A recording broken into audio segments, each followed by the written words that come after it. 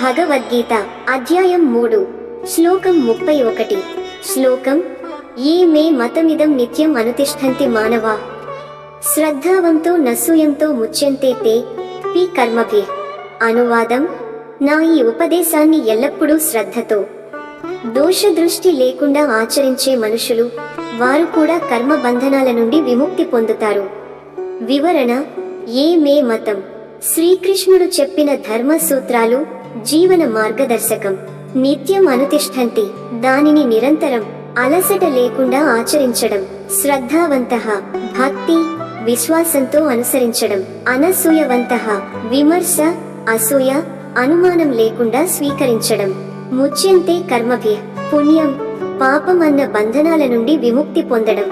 తాత్విక సందేశం ధర్మం విన్నంత మాత్రాన సరిపోదు, దాన్ని నిత్యం ఆచరించాలి.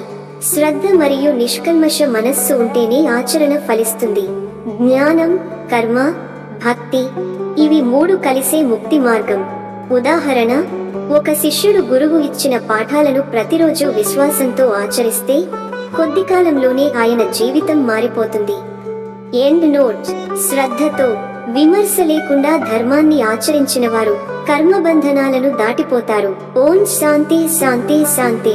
కామెంట్లలో మీ అభిప్రాయాన్ని చెప్పండి, లైక్ చేయండి. ఈ తాత్విక సందేశాన్ని మీ మిత్రులతో షేర్ చేసుకోండి. తదుపరి శ్లోకానికి ఛానల్ సబ్స్క్రైబ్ చేయండి. ధన్యవాదములు. జై శ్రీ కృష్ణ.